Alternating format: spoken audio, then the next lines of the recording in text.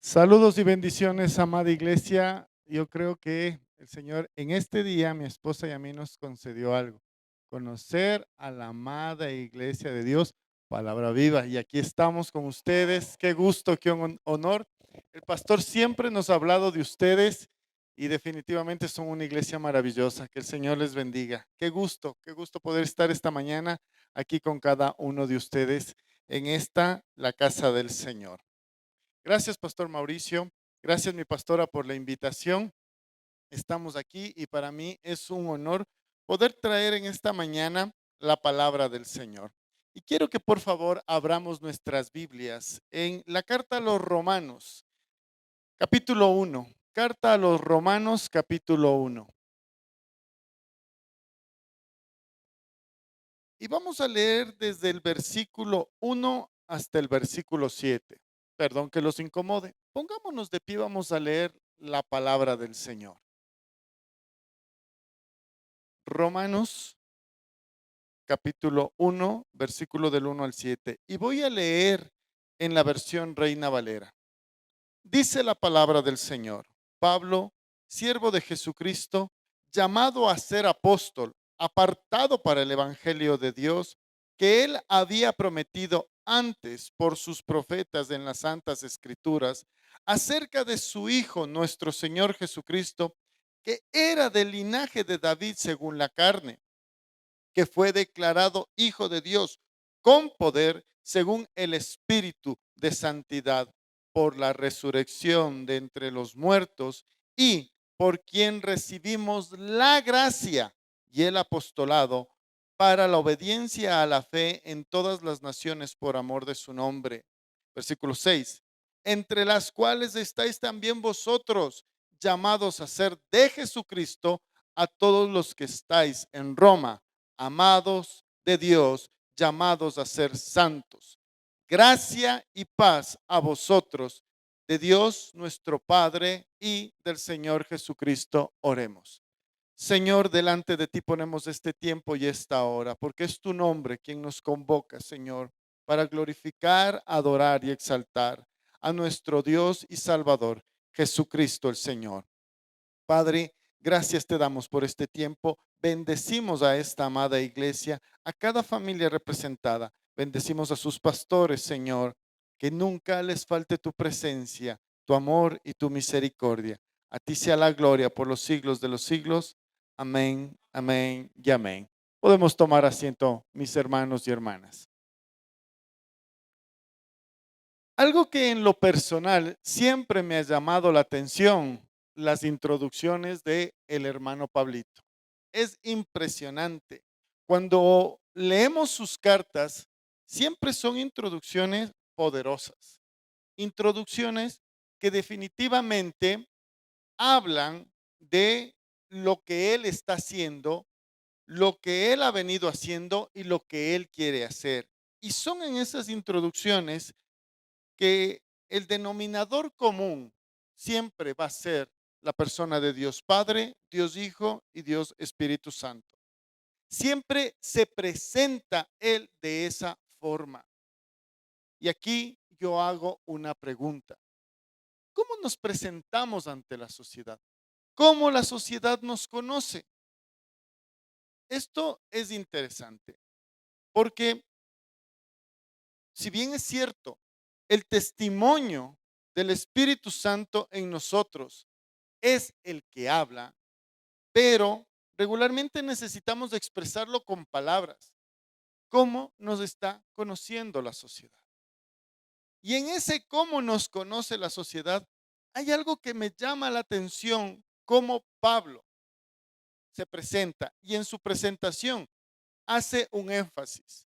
De todas las palabras que él ocupa, se repiten dos veces esta palabra en esta introducción, y es la gracia. Para quienes les gusta llevar a nota de los sermones, el título del sermón de hoy es el valor de la gracia. Pablo resalta dos veces en el versículo 5 y en el versículo 7. En el versículo 5 dice la gracia y el apostolado. Y en el versículo 7 casi en la parte final termina enfatizando gracia y paz. Y para hablar de gracia es entender que es un regalo de Dios, que usted y yo lo recibimos. Pero nosotros cuando lo recibimos, decidimos qué hacer con ella. Ahora, entendamos algo. Para hablar de esta gracia, podríamos decir que existen tres tipos de gracia. La primera es una gracia común. ¿Y a qué me refiero con respecto a esta gracia común? Que proviene de parte de Dios. Si nos vamos al Evangelio según San Mateo, capítulo 5, versículo 45, la palabra del Señor nos dice, para que seáis hijos de vuestro Padre que está en los cielos, que hace salir su sol sobre malos y buenos, y que hace llover sobre justos e injustos. Esto hace referencia a una gracia común. Por ser común no quiere decir que sea menospreciada, simple o no valga. No me estoy refiriendo a eso. Pero cuando hablo de esta gracia común, es la gracia que afecta a toda la humanidad, a todos sin excepción. Porque el Señor Jesús enfatiza justamente eso que dice, que el sol sale para quién? Solo para los cristianos de la iglesia Palabra Viva. El resto vive en oscuridad y tinieblas. No dice eso. Dice que sale para todos. Dice que sale tanto para buenos como para malos. Dice que el sol, la lluvia cae tanto para justos como para injustos. ¿Esto qué es? Que la gracia, esta gracia que proviene de Dios, esta gracia que la podemos definir como gracia común, es para toda la humanidad. Y es algo interesante porque por esta gracia común existe una franja tal vez invisible y muy delgada que mantiene o pone la moral en la gente, a pesar de los niveles de maldad que en nuestros tiempos viven, a pesar de los niveles de, de dolor que esta humanidad genera. Es esa línea que todavía define la moral de la humanidad. Y no podamos, no con esto queremos decir, eso les hace buenos. No, no me refiero a eso. Pero es por esta gracia, porque si esta gracia no estuviese derramada sobre la humanidad, ¿se imaginan los niveles de maldad que hubiese en este mundo?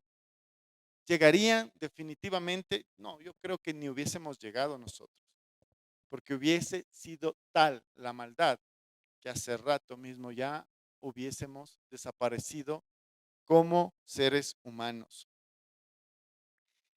Esta gracia de alguna manera hace que en la humanidad se diferencie entre el valor de lo correcto y de lo incorrecto. Es esta gracia que hace que los no creyentes valoren y aprecien la belleza de las cosas. Es justamente esta gracia común. Ojo, que no la genera el hombre, recalco, no la genera el hombre, proviene de parte de Dios. Como segundo, podemos hablar de que existe una gracia específica o salvífica. Gracia específica o salvífica.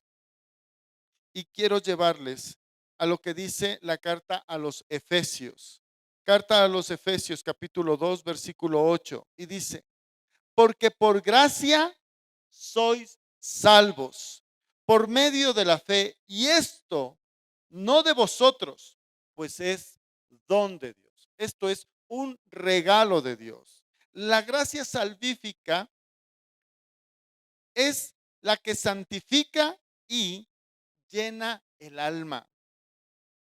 El apóstol Pablo hace referencia a esta gracia porque habla justamente de un proceso de salvación en las personas.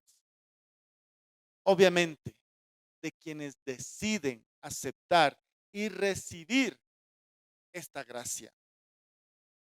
Por eso es lo que Pablo, cuando él habla y dice que no, es por gracia nuestra salvación, obviamente para quienes aceptamos y recibimos.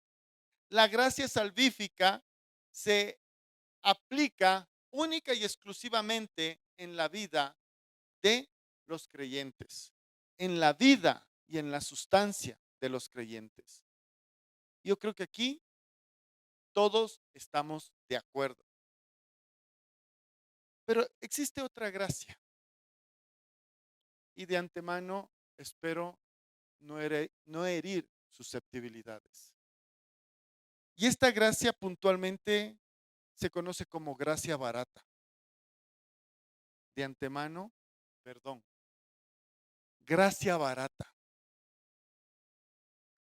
Dietrich Bonhoeffer, si bien es cierto, muy cuestionado por el tipo de teología, pero él en sus escritos plasmó una gran verdad.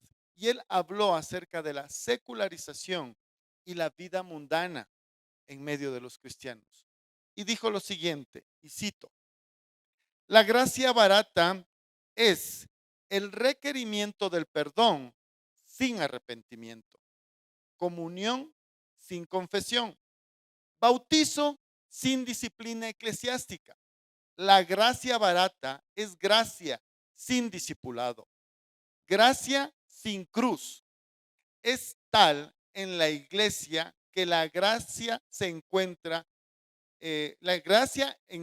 excusa para sus pecados.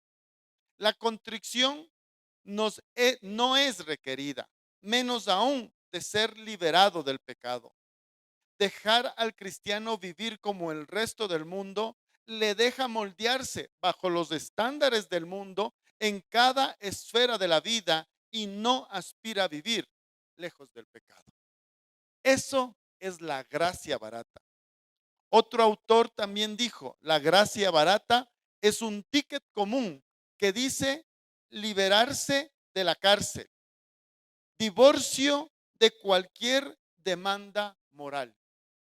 Es la gracia barata. Y obviamente esto habla de un pseudo cristianismo.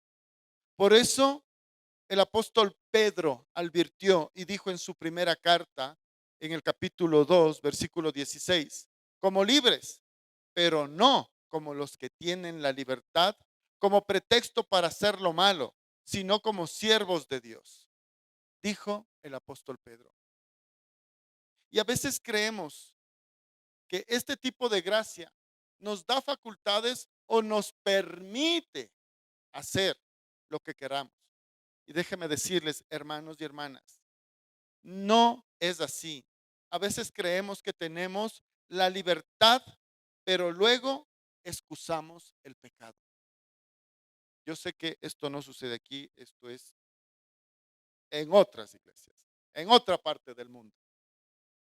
Pero así funciona la gracia barata. A veces pensamos que es un seguro contra incendios, pero no. No es así la gracia. A veces creemos que podemos fundamentar en una doctrina que somos salvos por gracia, pero podemos hacer lo que queramos, cuando queramos y como queramos. Eso es gracia barata. Ahora, ¿cuál es el verdadero resultado de la gracia en la vida del creyente? Y aquí entramos en materia. ¿Cómo sabemos que tenemos una gracia genuina? Tome nota. Primero, la gracia capacita al creyente para sufrir con contentamiento. La gracia capacita al creyente para sufrir con contentamiento. En la segunda carta a los Corintios, capítulo 12, versículos del 7 a 10, dice el apóstol Pablo, para que la grandeza de las revelaciones no me exaltase desmedidamente, me fue dado un aguijón en mi carne, un mensajero de Satanás que me abofetee para que no me enaltezca de sobremanera respecto a lo que para lo cual 3 veces he rogado al Señor que lo quite de mí. Y me ha dicho, bástate en mi gracia, porque mi poder se perfecciona en la debilidad. Por tanto, por tanto, de buena gana me gloriaré más bien en mis debilidades que, más bien en mis debilidades, que repose sobre mí el poder de Cristo, por lo cual, por amor a Cristo, me gozo en las debilidades, en afrentas, en necesidades, en persecuciones, en angustias, porque cuando soy débil, entonces soy fuerte. A veces creemos que el título de cristiano es un repelente, y perdón cómo lo voy a decir, más poderoso que el RAI. Porque yo no sé qué tiene el RAI. Dicen que las cucarachas aguantan una explosión nuclear, pero ese spray les mata y no vuelven por otra. Y a veces creemos que el título de cristiano es así. Ah, no, ser cristiano hace que yo no tenga sufrimiento, hace que a mí no me pase nada. Y cuando nos encontramos con un problema, con una situación, con algo que sacuda nuestra fe, el primer culpable ya sabemos quién es. No, no es el enemigo. El primer culpable es Dios. ¿Por qué permites que pase y viva esta situación?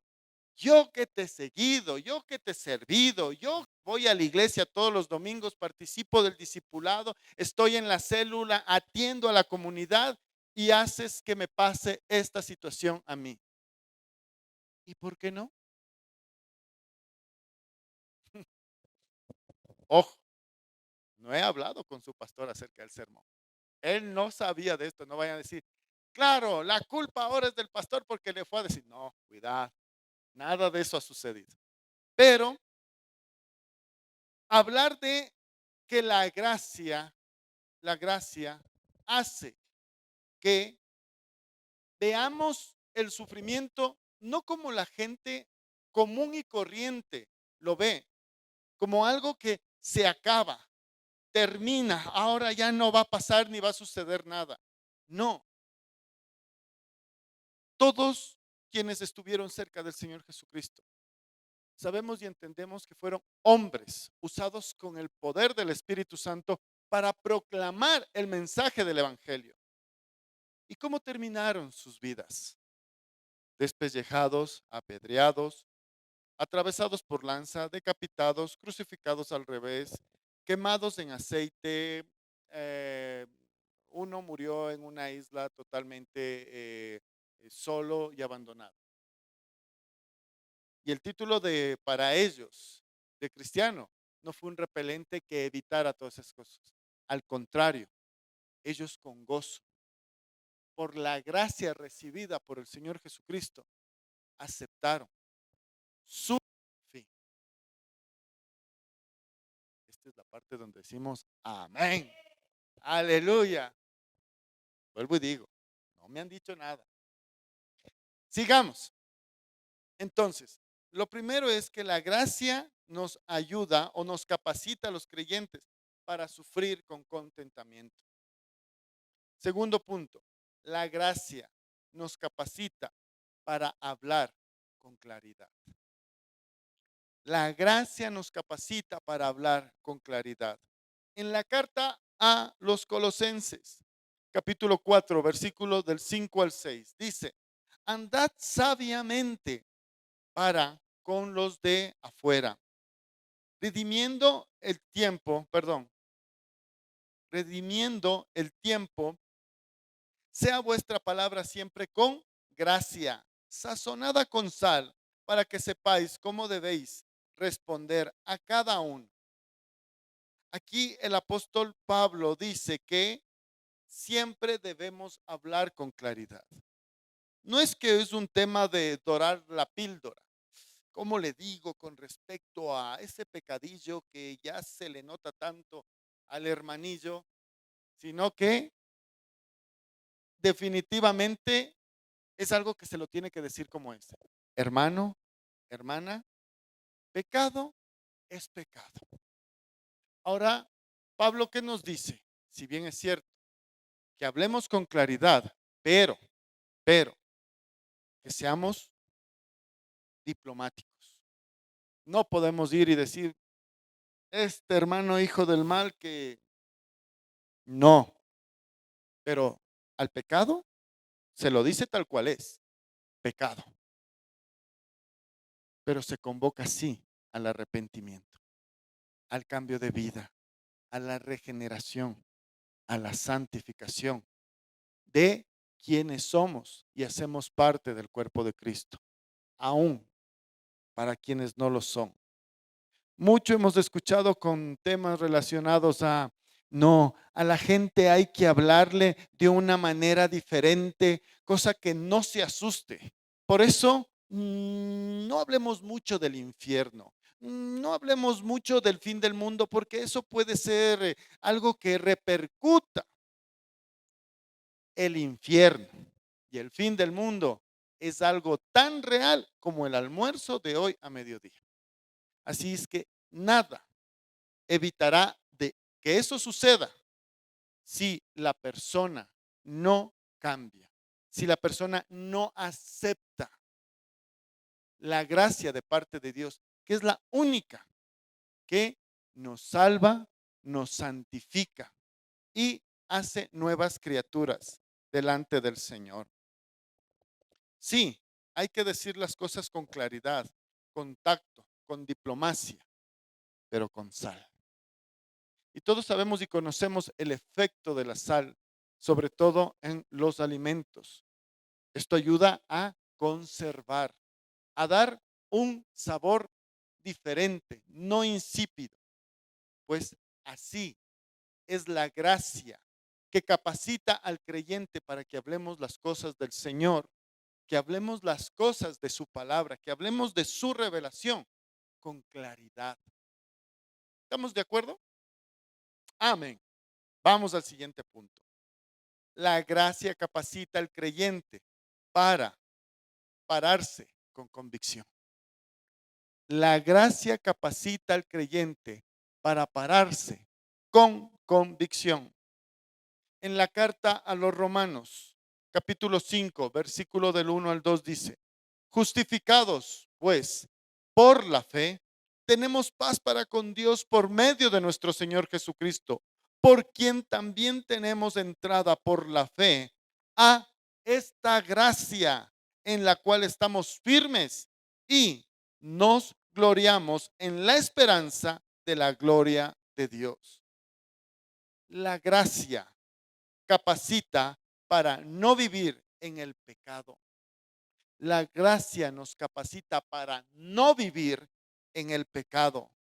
Es más, para vivir sin pecado, pero por medio de la gracia. Por medio de la gracia. Hay una frase que se ha vuelto muy recurrente en medio del pueblo del Señor. Y siempre nos quedamos con la frase, es que soy humano, soy pecador. Siempre nos quedamos hasta ahí, pero nunca enfatizamos la gracia y lo que ésta está haciendo en mi vida y lo que ésta está transformando en mí. A mí me encantan los testimonios de las personas que dicen, yo antes, tremendo. Nosotros tenemos un hermano en la iglesia que literal, aparte de ser conocido como el el borrachito de San Pedro, también era, perdón la expresión, también era conocido como el buen puñete.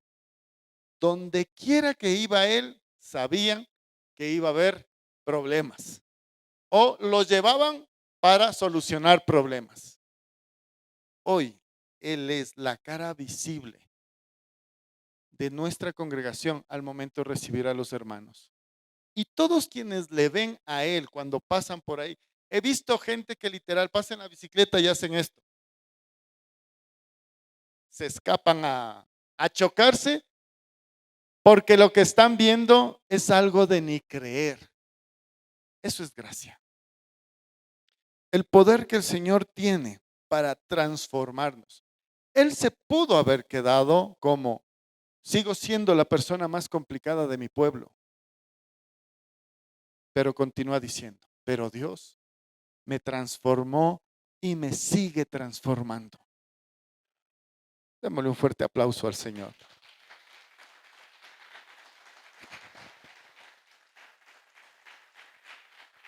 La gracia capacita para no vivir en el pecado, es más, para vivir sin el pecado. La gracia capacita para vivir con convicción teológica y espiritual. Cuando digo con convicción teológica, no es para que nos alimentemos de cápsulas, hoy también conocido como memes, frases, eslogans, no. Es para que lo que hemos estudiado, lo que hemos profundizado, lo que hemos revisado a la luz de la palabra del Señor, eso sea convicción para nosotros. Convicción. Cuando el Señor me dice en su palabra que aunque ande en valle de sombra y de muerte, no temeré. Que cuando Él me dice que todos, todos mis pecados me son perdonados, yo los creo. Y que esta convicción, esta clara convicción, no permita que cualquier corriente, herejía o influencia permita desestabilizar lo que el Señor en mí estableció, lo que Jesucristo en mí plantó.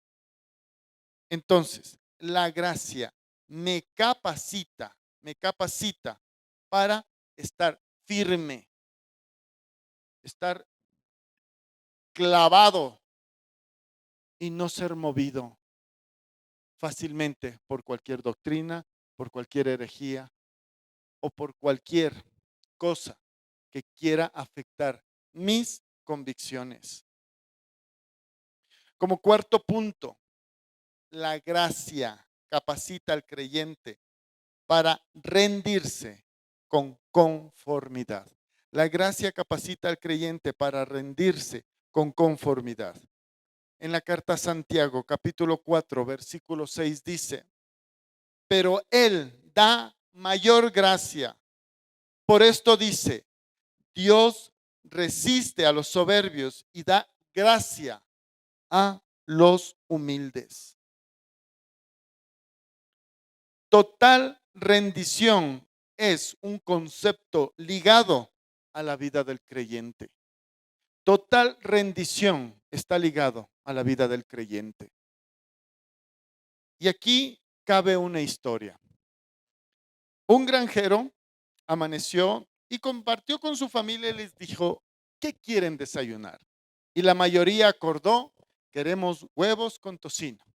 Entonces el granjero salió, fue, reunió a todos los animales y dijo, hemos acordado en mi casa desayunar huevos con tocino. Entonces la gallina le codea al cerdo y le dice, oye, ofrezcámonos de voluntarios en esto. Y el cerdo le regresa a ver y le dice, para ti es fácil, porque tienes que dar una pequeña contribución. En mi caso, es compromiso total. La gracia capacita al creyente para rendirse con conformidad. ¿Esto qué quiere decir? Que debemos de estar comprometidos. Toda nuestra vida debe estar comprometido con la causa de Cristo. Ahora, no vayan a decir, Pastor Mauricio, estoy aquí porque el pastor que usted invitó dijo que teníamos que renunciar a todo para estar aquí. No estoy diciendo eso. Lo que estoy diciendo es que el evangelio de Jesucristo en usted tiene que ser visible donde usted esté. en su trabajo, en su universidad, en el colegio, en el barrio. Y eso a usted lo deben conocer por ser una persona que definitivamente está comprometida con el Señor, comprometida a tiempo y fuera de tiempo, comprometido en la presencia del Señor a través de la oración, a su crecimiento espiritual por el ayuno, en conocer su palabra. Es parte de la gracia que obra en cada uno de nosotros. Es un compromiso con Cristo total. Es un compromiso con Cristo de forma total. Como quinto punto, tranquilo, 20 más y terminamos, no se preocupe. Como quinto punto, la gracia capacita al creyente a sacrificar con celebración. La gracia capacita al creyente a sacrificar con celebración. Dice la segunda carta a los Corintios, capítulo 9, versículos del 7 al 8. Cada uno dé como propuso en su corazón, no con tristeza ni por necesidad, porque Dios ama al dador alegre. Y poderoso es Dios para hacer que abunde en vosotros, ¿qué? Toda gracia, a fin de que, teniendo siempre en todas las cosas todo lo suficiente, abundéis para toda buena obra. Dar es un resultado de la gracia en la vida del creyente que vive con alegría.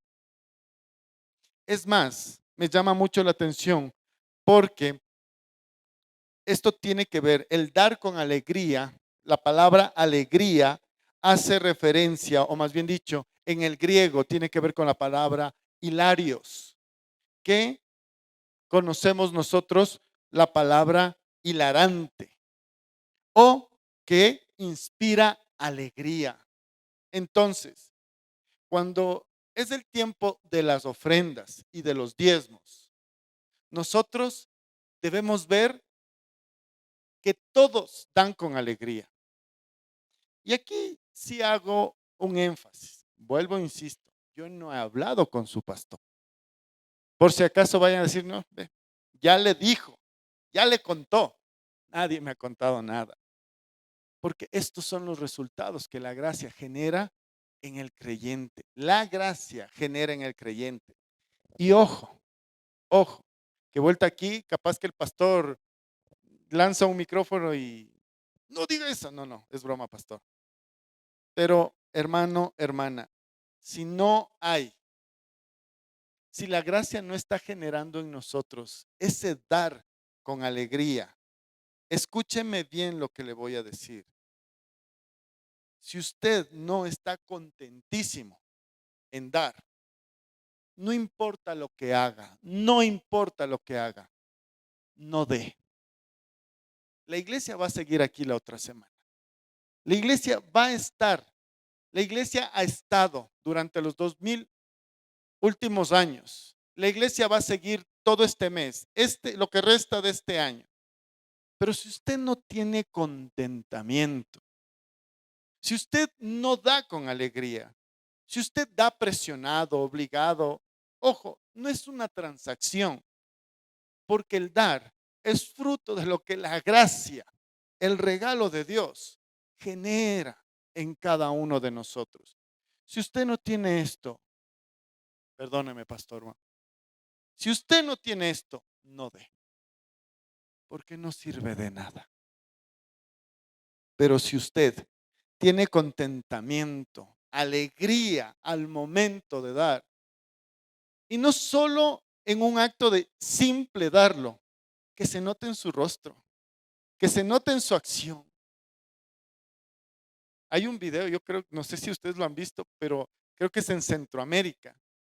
Hay un hermano que literal hasta danzando, bailando, se acerca, hasta con piruetas, se acerca a dar la ofrenda. No le digo que haga eso porque no queremos tener accidentes, pero lo que sí, que eso se note y se demuestre, porque eso lo hago de esa forma porque entendí lo que la gracia generó en mí. Que lo que estoy dando probablemente sea poco para lo que he recibido de parte de Dios. En todo, absolutamente en todo. Si no hay alegría, es porque la gracia no está obrando. Si no hay alegría, es porque la gracia no está obrando. Sexto y último punto. La gracia capacita al creyente a servir con confianza. La gracia capacita al creyente a servir con confianza. En la primera carta a los Corintios, el apóstol Pablo dijo, en el capítulo 15, versículos del 8 al 10, y al último de todos, como un abortivo, me apareció a mí, porque yo soy el más pequeño de los apóstoles, que no soy digno de ser llamado apóstol, porque perseguía a la iglesia de Dios, pero por la gracia de Dios soy lo que soy, y su gracia no ha sido en vano para conmigo. Antes he trabajado más que todos ellos, pero no yo, sino la gracia de Dios conmigo. ¿Usted ha pensado alguna vez y ha dicho que no es el indicado para servir? El pastor se ha acercado y le ha dicho, hermano, hermana, te necesito en tal área, te necesito en tal ministerio. Y tal vez usted ha dicho, uy, pastor, no creo, esperemos un poquito más. Unos 5 añitos más y le prometo que ya estoy listo.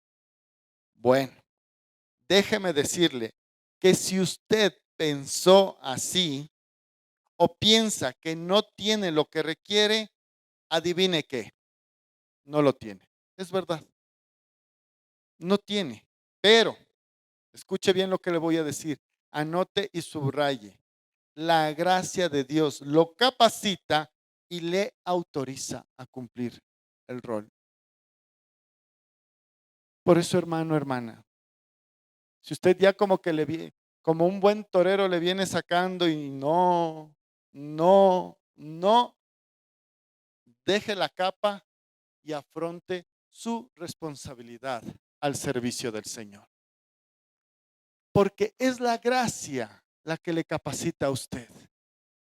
Es la gracia la que le da las herramientas. Es la gracia la que le instruye. Sí, necesitamos conocer, necesitamos formarnos, necesitamos saber más de, pero también necesitamos servir. Y la congregación necesita de sus manos y de su vida puestas al servicio del Señor. Él les dará, Él permitirá que sean como los hijos de Isaacar, entendidos en estos tiempos, para servir a la iglesia, para que la iglesia sirva a la comunidad. Pero esto es por gracia. Un testimonio muy, muy, muy personal. Y cuando Dios trata a las personas, recuerdo que el Señor nos permitió servir en otra congregación. Y recuerdo que y yo como que sacando en pecho, vengo de tal seminario con estudios teológicos y demás. Mm. Recuerdo que mi pastor en ese entonces me dijo, perfecto, está bien, interesante, todos tus estudios. Pero él me dijo, comienzas desde abajo. Pero ¿cómo? Yo, el teólogo, el que tiene experiencia y recorrido, comenzar desde abajo. ¿Sí? ¿Cuál es el problema? Pero yo ya conozco, no, comienzas desde abajo. Y yo sé que lo vas a hacer bien. Y es más, también te preparas desde abajo. ¿Y a qué se refiere? El discipulado básico, memorizar versículos, aprenderte principios. Yo me molesté, lo tomé como una falta de respeto incluso. Sí, me faltó humildad, faltó que la gracia obre en mí. Y no porque la gracia no tenga el poder, sino que no permitía que la gracia actúe en mí. ¿Sabe lo que Dios permitió ahí? Que pueda entender primero que no es como yo quiera, cuando yo quiera y donde yo quiera. Es como Él quiere, donde Él quiere y cuando Él quiere. La gloria sea para el Señor.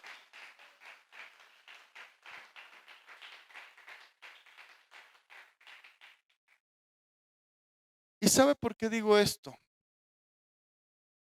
Porque pueden existir los dos polos en este punto.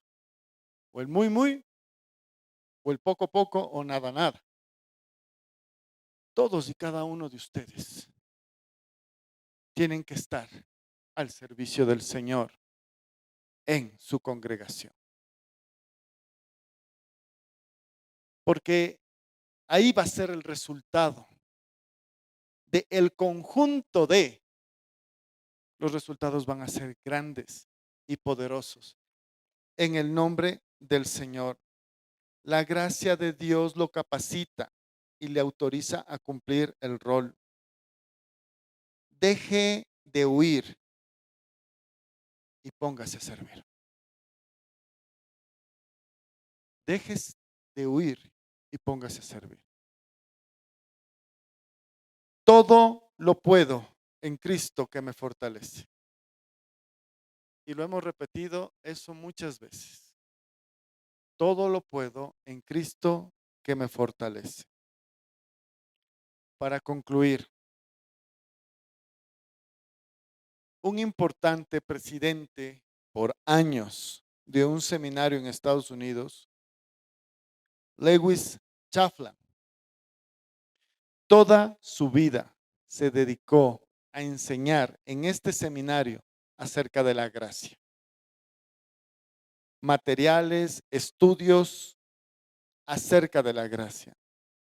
Y el día que él estaba siendo despedido, porque ya se estaba jubilando, terminaron sus tiempos tanto de docente y de presidente de este seminario.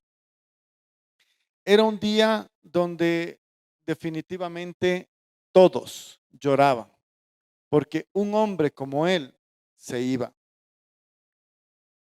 Y él, luego de subir al escenario en su silla de ruedas, dijo las siguientes palabras: toda mi vida he enseñado acerca de la gracia y recién hoy la comprendo.